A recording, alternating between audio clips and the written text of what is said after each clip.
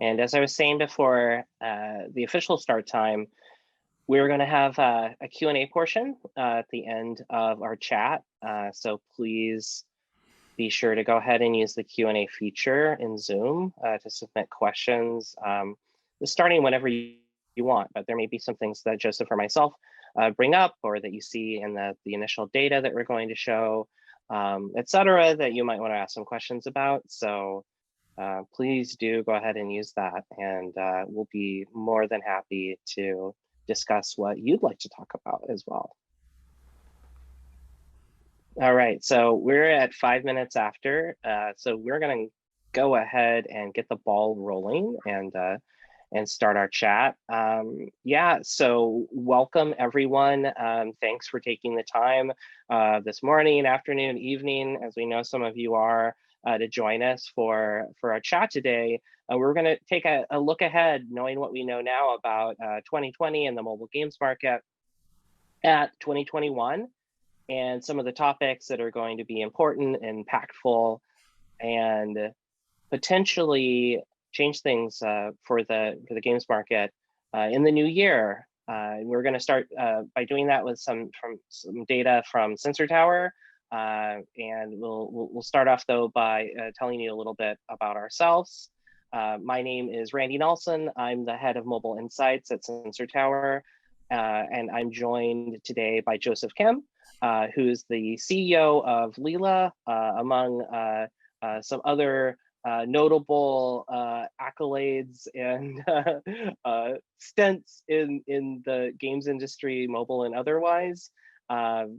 And we'll actually have a little bit of information here just to showcase what Joseph has been doing and what he is doing. You know, I just wanted to point out, Joseph, that the reason that I wanted to have you on as the guest for today's chat was because we've known each other for several years now. I always look to you as being a person who really has pardon the cliche here, but has your finger on the pulse of what's going on in mobile games, and has just always had some insight and something to say about where things are at, whether that was I think when we first met when you were at Sega, but you've also been at Fun Plus, NBC Universal, and now you have your own studio, and is that a 2020 founding? Yes, Right. so we incorporated this year, yes. And Right. So raised a money good thing to come out of 2020, right? yeah. Great. And then you also, in addition to all of this, I don't know how you find the time, but you also are you're producing your own content, talking about the games industry, and what is that, and where can folks find it? If they enjoy hearing us talk today, they could seek out more of this. Yeah, so I think there's two things. So there's a podcast called the Deconstructor Fun Podcast. So if you, we do like weekly news segments as well as talking about specific things in the industry. So that's one place. And then the other is the Game Makers YouTube channel. So on YouTube, if you look for Game Makers, there's game development related content there as well. Great. And yeah, and so, like I said, you've just always been really in touch with what's going on in the industry. I think that we're having this chat now because we're almost halfway through Q4 2020, and a lot has happened. I think we're at a point here where we can really reasonably start to make some inferences about what this means for 2021. And so, yeah, I'd really like to get into some of what we're going to be talking about today. And I thought a good place to start would be to kick things off, after introducing a little bit about Sensor Tower. This is always the tough part. I know that probably a lot of you that are joining us are familiar with Sensor Tower, and that's great. In case you aren't, in case you haven't really been exposed to what Sensor Tower does, and you found this chat today, welcome. Sensor Tower is a mobile intelligence firm We have a wide array of data and insights on the mobile app industry. Today, we're going to be speaking specifically about mobile gaming, but our data, our estimates, usage, ad data also covers non-gaming apps as well, if that's part of your business. But yeah, that aside, really wanted to just to get into kind of the meat of our presentation today. And kicking that off, really talking a little bit about where we are currently. We are, like I said, almost halfway through the fourth quarter of 2020.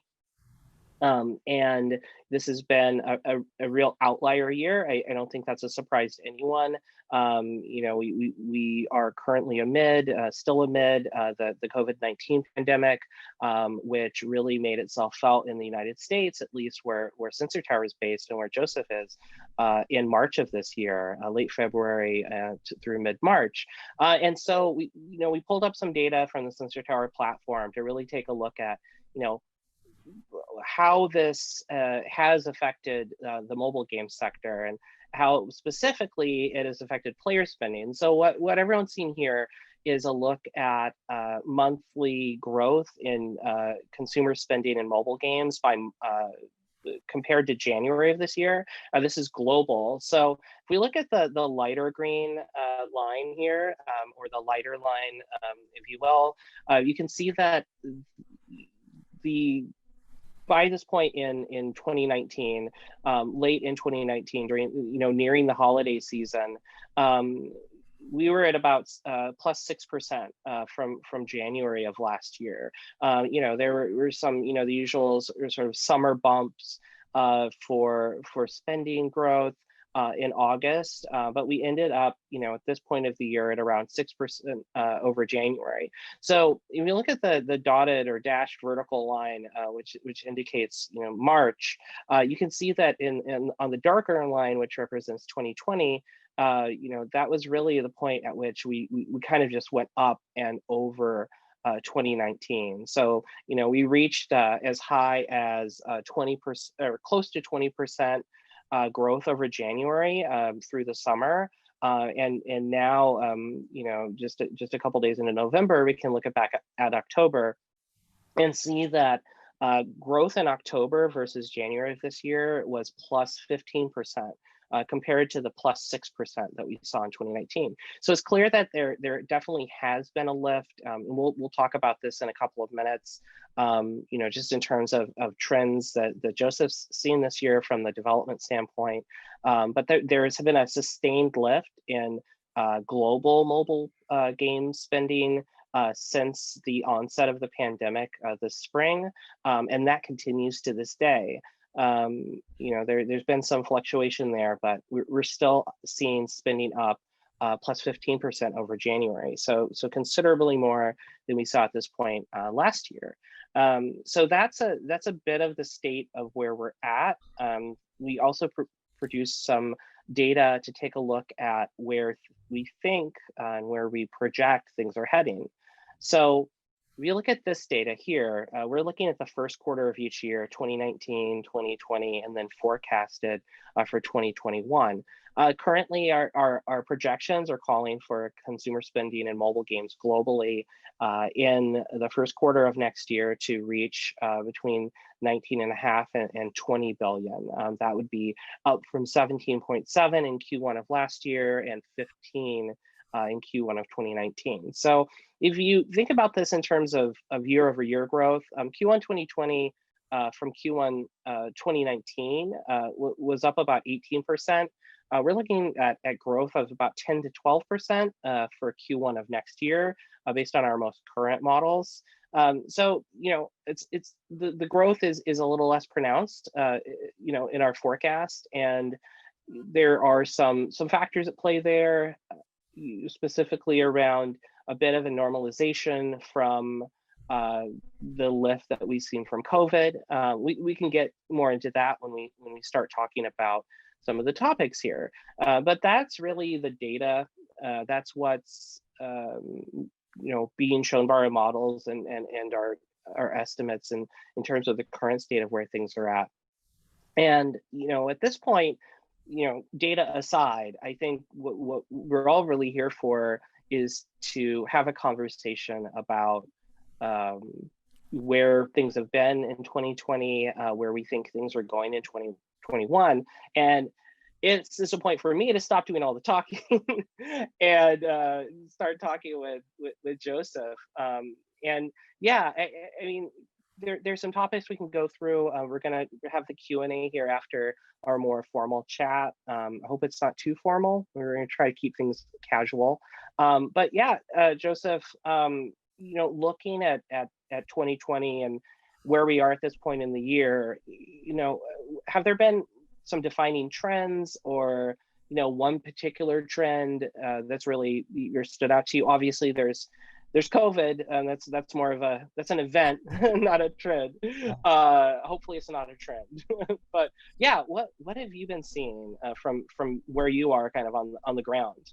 Yeah, well, I think 2020 has been just such a really extraordinary year, right? It's been so different, and I've seen from my perspective, there are a number of really interesting trends, but and I can talk about some of those. So, like one, we've seen kind of Splinternet, which is this acceleration of this kind of war between China and the U.S. and India, and we're starting to see the potential for apps to be confined to specific geographies. I think we've also seen another trend with respect to like the transition that was accelerated by coronavirus and COVID of physical disc to digital distribution, and that's going to be further accelerated when we have this new console generation. But I think the trend that is most interesting for me, and that's a lot more subtle, has been this trend that was actually, I mean, a bunch of different things got kicked off because of coronavirus, but Mm-hmm. for me, the trend that is the most interesting is kind of like this re-examination of what is a firm. And so for some of the business school geeks out there, if you remember, there was a really famous essay by this guy named Ronald Coase, who talked about the nature of the firm and why, why do you have organizations? Why do you have companies? Well, the one way of thinking about it is that, you have these kind of internal and external transaction costs, and you have companies and firms because the external transaction costs are very high. Now, one of the things that we've been seeing with coronavirus has been this re-examination of what is the workplace. Do we need an Mm-hmm. office? And you have and companies, especially here in Silicon Valley, whether it's Twitter or Facebook, more recently Reddit is saying that you can live anywhere and you can work here. And so there's like a re-examination of what does it mean to have a workplace, an office. But I think that if you extrapolate that thinking and kind of even more fundamentally think about, some of the thoughts behind the nature of the firm, then what does it mean to have, a kind of organization? If we were to re-examine what are the strengths of an organization, and really to think about where do we get organizational advantage, right? And when we look at other industries, for example, when you look at the movie industry, or even like if you're doing construction on your home and there's a general contractor and a bunch of subcontractors, and for any specific project, kind of different parties are kind of brought together. Now, I think it's just like the beginning. I think 2020 is the beginning of this thinking behind, 5 years in the future, 10 years in the future. And when we have other technologies that could potentially evaluate and pay people, are we going to be developing games in the same way that we do today? Mm-hmm. And also just fundamentally thinking more about, I think that this trend has kind of kicked off this thinking about really shifting the focus from more product related concerns, right? What genre are we going after? What Mm-hmm. kind of monetization schemes do we have? What technology do we have? To more around how do we think about our organization? How do we build advantage? And, there was a lot of thinking about, for example, cost structure advantage with respect to, do we build in China versus the US? Well, this kind of, exacerbates that issue. And I think just more fundamentally, starting from this year, increasingly, people are going to think about not only how do we get product advantage, but how do we get Mm-hmm. organizational advantage? What does it mean to be a company? And kind of this really fundamental reevaluation is going to start to happen. And I think that that's actually going to be a good thing. It's going to lead to new kinds of structures, new kinds of forms. And whether that takes 2 years or 5 years or 10 years for this to fully manifest within the industry, I think the pivotal year, the key year where this starts to germinate and begin to take place has been this year. Hmm. And that's something that you personally are dealing with right now, right? As you continue to set up Leela. Yeah, so actually, the one of the reasons why we founded this company, so myself and two co-founders, was thinking about what is it actually, like this whole concept between product and organization, where we felt that there was an opportunity to really fundamentally re-examine what is it, how are processes and practices done at companies. And so, whether it's simple things like how do you structure a meeting, to the kinds of game design documents that exist in the industry, do those make sense, to like our development practice. We're trying to re-examine everything. And so for us, one of the things I mentioned is like this cost structure, right? And so we believe that there's an opportunity to be based. So we're not actually, I mean, two of the co-founders are here in Silicon Valley, but our third co-founder is from India, and we plan on being centralized in India and having the majority of our workforce in India to gain Hmm. not only cost structure advantage, but also because we felt like there was a labor force and people who are incredibly intelligent and smart and want to not work just on all the live ops stuff and the other kinds of work that are currently kind of being developed in India, but they also want to work on new games and new projects and ambitious new projects. And we felt that if we were to bet on India, that we would be able to attract that kind of talent. Yeah, so that's you when you kind of put it that way, it's really interesting. Are you, with looking to India in that way, can you talk a little bit, apart from some of the business reasons for looking to India, if you're looking at it as, where your workforce will primarily be based, are you also looking to India as a market for your titles? So I think that there's certainly a market developing, right? And so last Hmm. year there was a company, I think it was Geo, where from last year, like mobile data became incredibly cheap. And Hmm. so what we're starting to see is, a lot of infrastructure developing. This and the way that we look at India is kind of like what China was like, 10, 20 years ago. And so we definitely think that there's a market there. Now, our current product that we're working on isn't really focused on the Indian market. It's more of Hmm. a global market, but we do think that in the future there are certainly going to be opportunities, and especially, I mentioned Splinternet.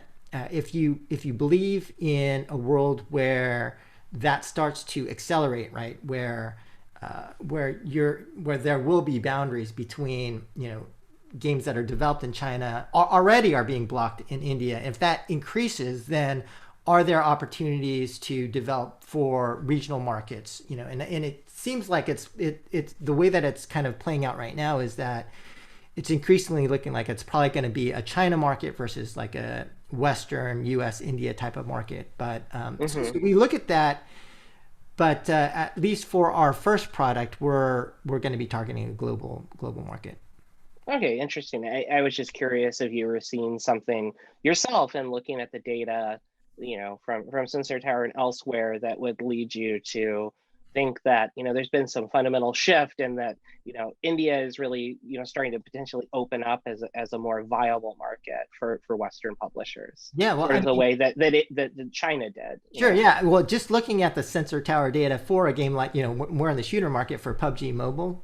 India was doing like 2.5 million a month, which, isn't incredible, but it's still pretty good for the Indian market, right? Hmm. So, Hmm. yeah. But still comparatively small. Yeah.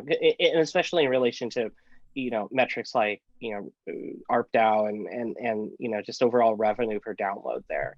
as But I well. think to your point, when we think about optionality for a company, right? And so one of the things that we do think about is when we're looking at our company, you know, we're certainly making a big bet on this first product for the global market, but we Hmm. do, I mean, that is in the back of our minds in terms of will we, because we'll be based there and because we'll have, you know, all of our, the majority of our employees there, will really understand that market better.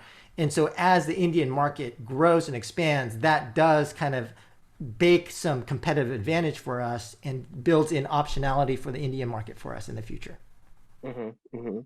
So when you're talking about your sort of this disruption to normal business that happened in 2020 and is really, informing the way that new firms are built, or existing firms sort of have to rebuild themselves, as we go into 2021. Is this something where you think that, there are going to be some, potentially, first mover advantages or advantages for studios like yours that are remote from the outset versus, some studios that have to, basically turn the ship, turn a pretty large ship, right? Yeah. To kind of, restructure, rethink themselves, right? Do you think there's, any advantage to one way or the other? And then do you also see this having any sort of impact on release schedules still? Basically anything that's really going to, fundamentally change how we see potentially, game launches in 2021 versus 2019, let's say. More game launches, fewer game launches.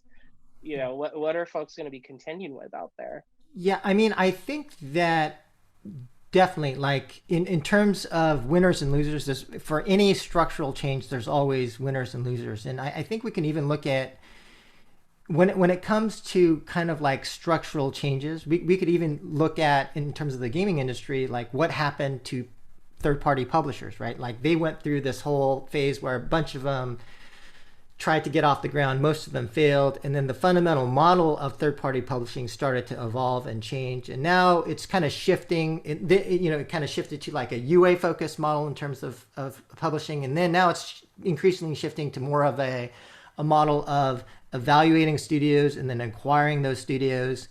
And even on the M&A side, it started with like a lot of companies trying to have more of a centralized approach and kind of acquiring companies that were both early stage and late stage. And now it's more the Zynga approach where you're acquiring later stage companies and it's relatively decentralized. And so based upon the model, right? And so I think that's what we can take away is that there will be some form of model that emerges, some form of what I call structural advantage, right? Where Hmm. somebody figures something out and then that model is then used to create success. And the people that adopt that model will find increasing success.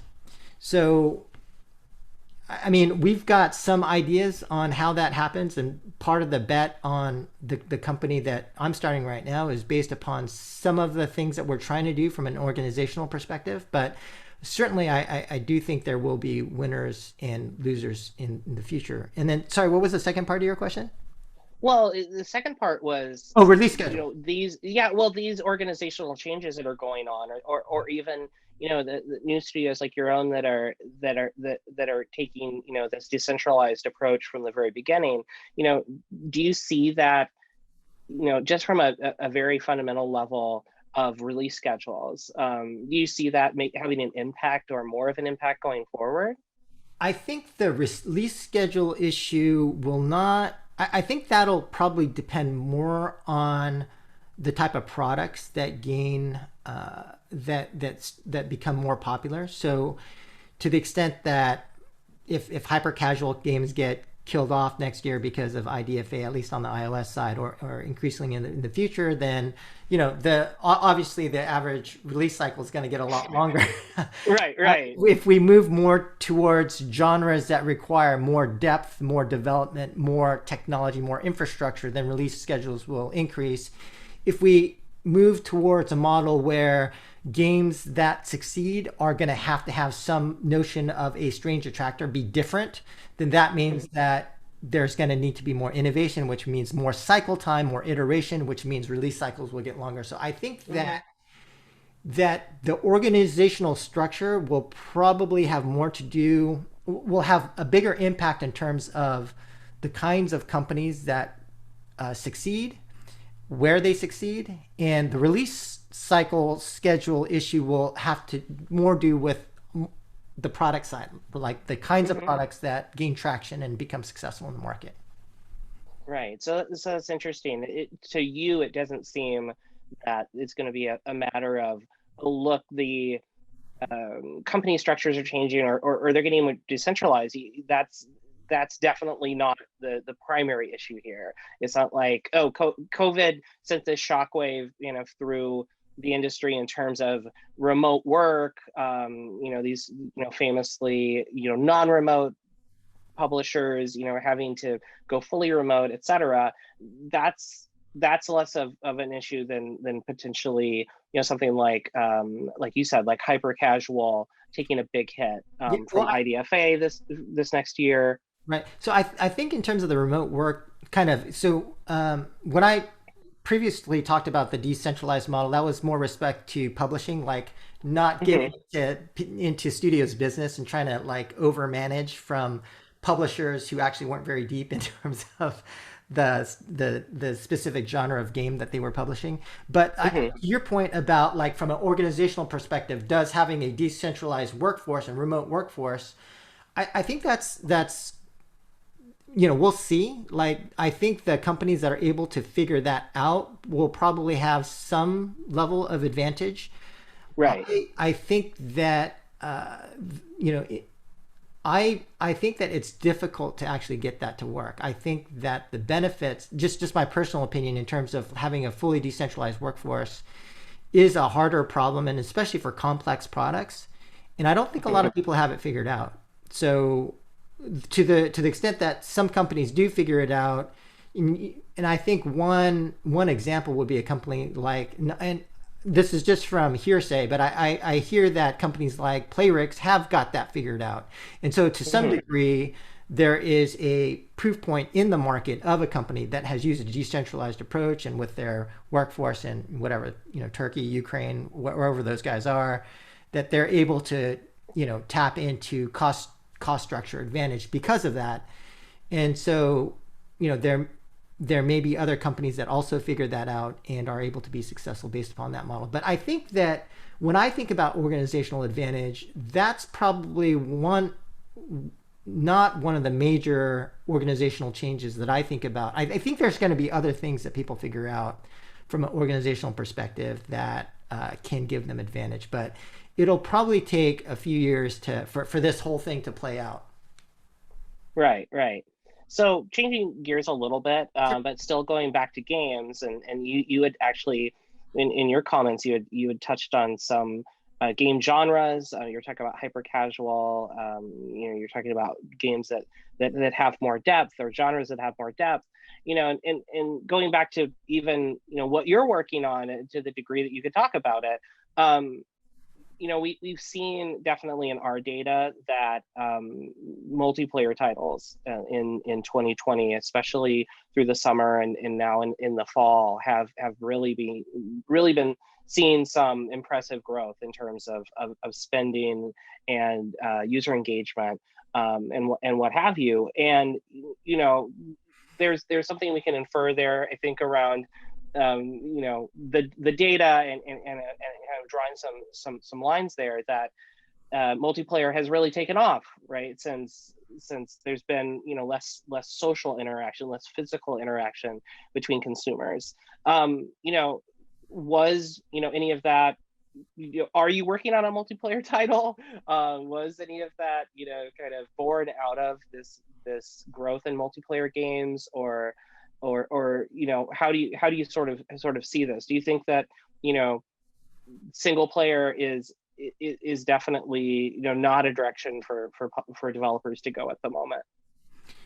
Yeah, so we are working on a multiplayer title. I think to your point, 2020 was probably helped kick off this socialization around games, which then led to the increasing popularity of a lot of multiplayer games.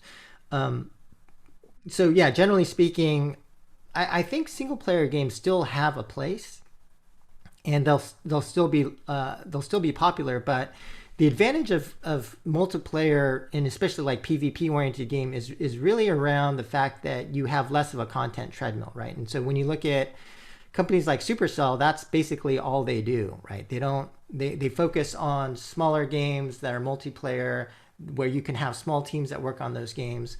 I think for us, we don't really think of it so much in terms of wanting to work on a multiplayer game. I think the approach that we took when we looked at the genre and the specific type of game that we wanted to go after was, first, we try to think about interesting game concepts or ideas that we thought could be powerful in the market. And then from there, we looked at the market in terms of, okay, well, so we kind of came up with these 5 game ideas. And then based upon those different ideas, we looked at the market and tried to see where is the market going, right? And so we saw that in terms of like the shooter market, that there was over 90% CAGR growth in terms of revenue, over 45% CAGR growth in terms of downloads over the past 2 years, based on Sensor Tower data, and then for Western markets, and then from there we thought, okay, well, what's going on in the shooter space, and what we saw was that, sure, there's Battle Royale, and there was Fortnite, and that really precipitated a huge influx of players into the market. But then we also thought there were other things that were happening in the market to really make shooters a very attractive market to enter. And what we thought additionally was that this is an early market, that because there's been this tremendous growth over the past 2 years, and because what we've seen, when you look at any genre of games ever in the history of the world, what you typically see, and this isn't just for games, this is for any product, but you basically see something that we call subgenre expansion, right? And so when we looked at shooters, we saw, okay, well, there's team deathmatch and there's battle royale, and that comprises over 80% of the market in terms of revenue. But when we look at every other genre, we see this notion of subgenre expansion. Look at Match 3. So you had the original Candy Crush. You have basically the linear progression Match 3 model. And then you had the Puzzle and Dragon gotcha based model. You had the light RPG seriously model. Then you had the builder Playrix model. And you had all these different kind of subgenres that kind of that basically evolved from the initial subgenre. And so for us, we felt that we're seeing this explosive growth in shooter. We don't think we can add anything to the market if we made a team deathmatch or a battle royale. And so the way that we thought about it is there something interesting and innovative and different that we can add? And let's make a bet on the next big subgenre within the shooter category overall. So that's sort of how we thought about that.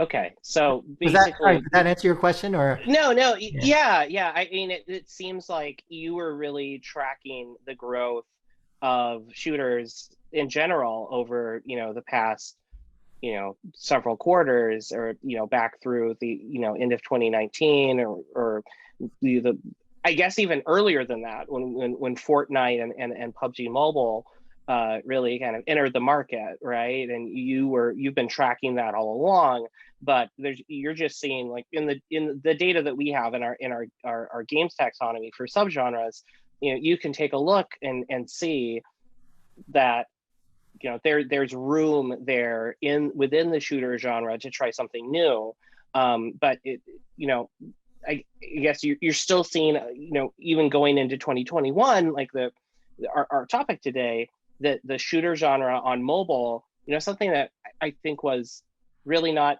taken very seriously before PUBG Mobile and Fortnite entered the market, is actually going maybe stronger than ever into next year. Yeah.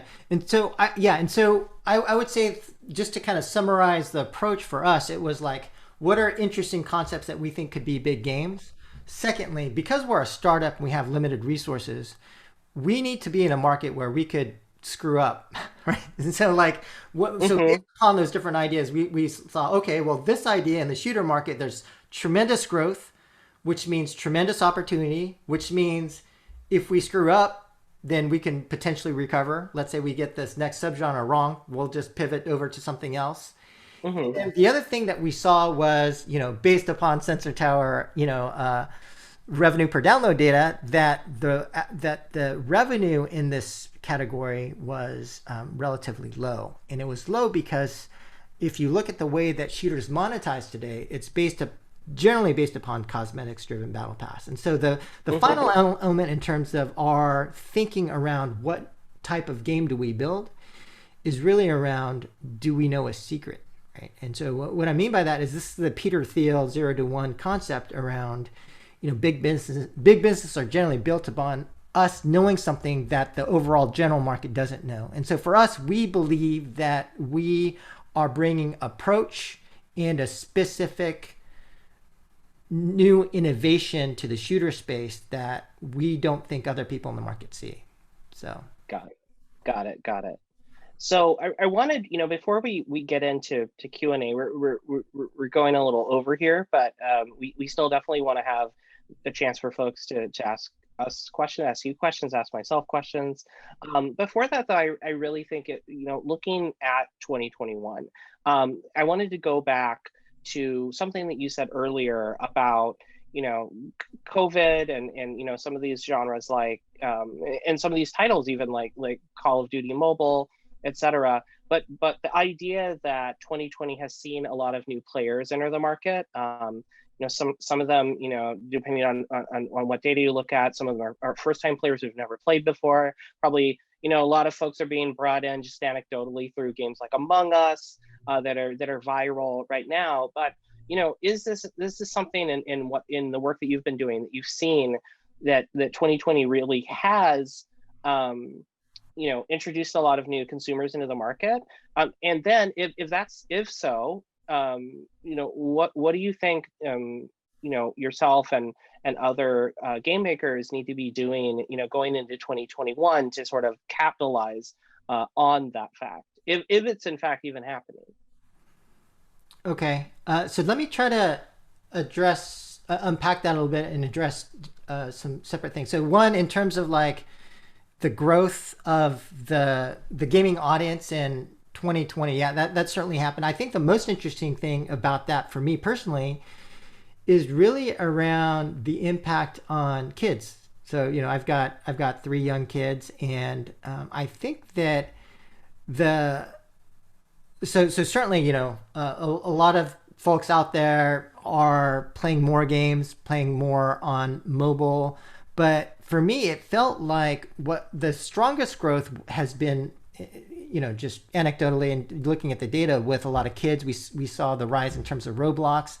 And Mm-hmm. so the interesting thing to me is, like, let's say this group of kids, this generation that's like 5 to 10 years old, and parents, because they were at home or whatever, are now kind of forced to get them a tablet.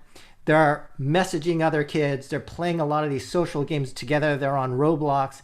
And so now we have like this younger generation of kids where the a key social experience for them is going to be centered around games, centered around having a tablet and messaging other people and things of that nature. And so I think it's just going to be really interesting to see what that means in terms of gameplay experiences, what that means in terms of monetization, because what we've seen when we look at the older segment of like anti free to play, old school, I want to buy a game and get this kind of single player experience. Those older players are starting to age out.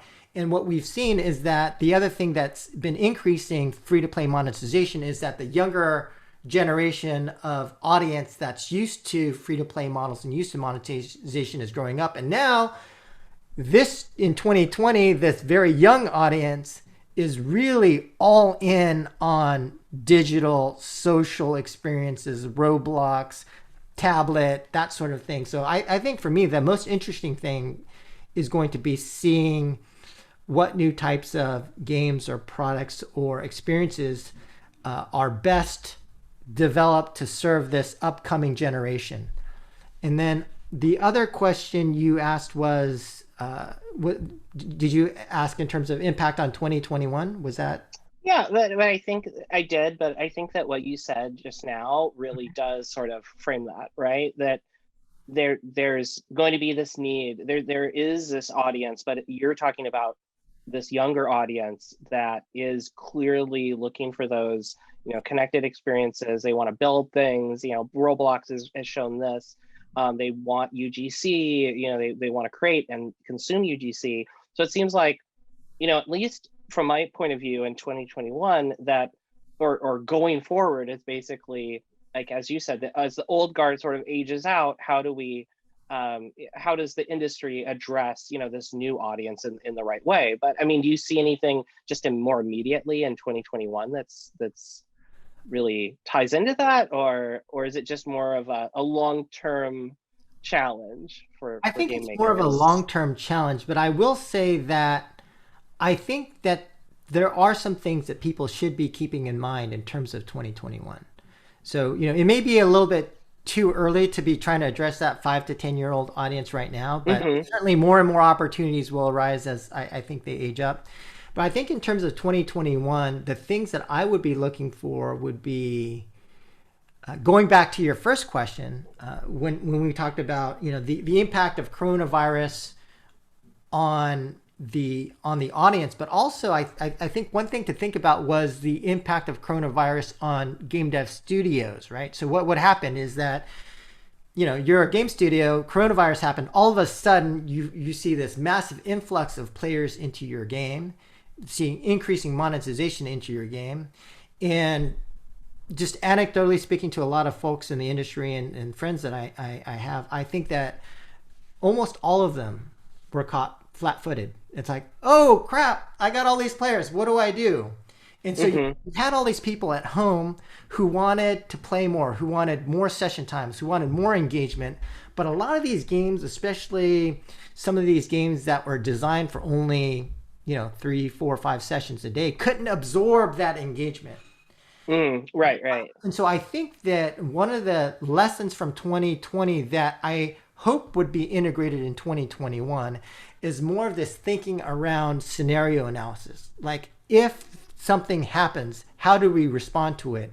Because as far as I know, every single studio was Right. caught unaware, unprepared. They didn't know what to do. And so now I think what we're going to start to see in 2021 is more of a framework.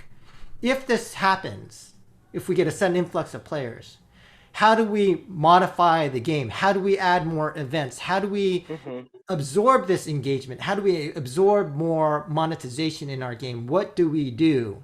And even on the and so that's from the product side, but even from the UA side, I think that the game studios who understood what was happening, who didn't panic, and some of them who went all in on UA when everybody was out, really benefited. Mm-hmm. And so I do think that what I would hope to see in 2021 would be more of this playbook, more of this scenario analysis, so that Mm-hmm. when some kind of externality occurs that changes your situation, they're able to adapt to it much more quickly. I think in terms of other things that I expect to see in 2021, I would say, like, certainly it's going to be really interesting to see the impacts of IDFA deprecation on the iOS side. There's, Right. not to go into that, because there are tons of talks, tons of conversation around maybe this or maybe that or whatever. But the consistent theme on IDFA deprecation is that there are some general notions of what's going to happen, but nobody really knows, I think, until it happens. Right. What the behavior of users is going to be like, if they're going to Right. be opted Can you out. Yeah. target whales or not? Can you use IDFV? Does that mean if you have IDFVs, then then that benefits publishers with a wide audience or not? All those questions will be answered, I hope, in 2021. We'll see what happens. And then I think the other thing that's probably going to happen in 2021 is a little bit of a rationalization, meaning that that there's been, we've had this tremendous run up in terms of, of valuations, in terms of game companies doing really well. We had this massive tailwind from coronavirus in 2020. Now, to the extent that this kind of, and based on kind of the numbers that you showed earlier, 2021 seems like things are going to come down a little bit. Now, to what extent are all the frothiness, right, from 2020 and all the projects that get funded and all of the planning that happens in 2020, to what extent does that have to get rationalized in 2021 because everything kind of comes down? What does that mean for different studios, and how will that impact game companies? So those are some of the things that I would be looking out for in 2021. Right, right. Well, that's definitely a lot to think about. I think you put it really well. To paraphrase you, when you said that, there's basically going to be a look back when we get to next year. Across the board, there's going to be a look back at all the decisions that were made, all of the acquisitions, all of the changes in the market, all of the changes in the makeup of the consumer base, and you're just really going to have to deal with well, how do we kind of move forward from that, it properly. But it sounds like a lot of studios like your own are really definitely seizing on to some of the big trends that emerged during 2020 and setting yourselves up well, it looks like. We're trying to. Yeah, right. But I mean, you're making all of you're remote and distributed from the outset. You're working in a genre that is seeing, just as you pointed out, and based on our data, so much growth. So yeah, it's going to be really, not to put it lightly, but really interesting to kind of see even how the first few months or the first quarter of 2021 plays out, and depending on what happens in the world at large, right, and how that affects the market. So we've obviously kind of overshot our initial plan to just talk for 30 minutes or so, but I think it's been a really interesting to hear from you and get your thoughts. I just in case anyone who's with us has any questions for either of us, you can go ahead and use the Q&A feature on Zoom, or go ahead and use the chat. I don't see that we have any at present, unless I'm not seeing them for one reason or another. But we definitely be able to be happy to take some questions if anyone has any, or perhaps we've filled you with enough Randy, there's a question that came in. Okay, what's the question? So the question is from Mana Miyu. Apart from shooters, what are the trends for mid-core games in 2021? So I think that it's going to depend, and it's going to depend a lot on IDFA deprecation, in my opinion. So my opinion is that in terms of like the mid-core games and in terms of the monetization of these games, if whale targeting goes away, then I think the major trend that we're going to see is a shift in monetization mechanics and the types of monetization that you do to be more broad-based, so that it's not about, and I talked about this on for anyone that listens to the Deconstructor Fun podcast or other content, where pair buckets are going to have to shift down, right? So you're going to have to go more towards of a supercell approach in terms of monetization relative to more of like a 4X, really hardcore type of monetization approach. One other question here. Do you guys think game communities will be important in 2021 given the COVID-19 situation? I think game communities will be very important and increasingly important, but I actually think that even more than game communities, I think right now what we're seeing is that influencers and the influencers community are going to be, they have been and will be increasingly more and more important. We saw the impact of what influencers did to Fall Guys, Among Us, even Hmm. back further, Apex Legends. And so I think that if we were to talk about another kind of impact or trend for 2021, I think it'll be games and game design that actually is able to embrace influencers in a deeper way, such that, because influencers are the new marketing, right? I mean, they have such a profound impact on game performance now that I think that they will be increasingly important. And in terms of the game communities themselves, as far as like communities in Discord or Reddit and things of that nature, I think that they continue to be important, and they will probably be increasingly important. But I think the big driver is going to be the influencers. Randy, I don't know if you have any thoughts on that. No, I agree. I think that is really a standout aspect of 2020, that we've really seen make such a huge impact with those titles you talked about. I'm curious, to ask you another question. What do you think, and how do you see that sort of playing out for mobile? I think Fall Guys, sure, as a console title, that was fairly easy for influencers and streamers to share. I think it probably helped Among Us that there's a PC version of the game, even though it's incredibly popular on mobile. Do you see that?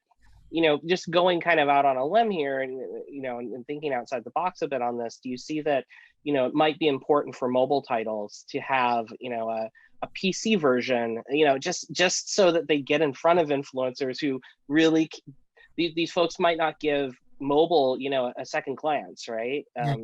And Randy, I think that's a very important distinction, that the impact of influencers to mobile games relative to like PC, HD console games is different, right? I mean, it's much Hmm. more profound on the PC, console, HD side.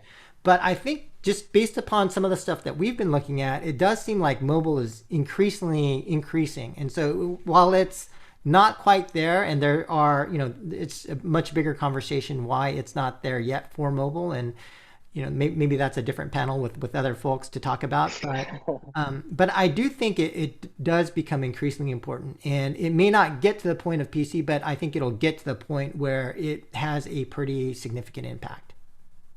Okay. Oh, that's definitely something to look forward to.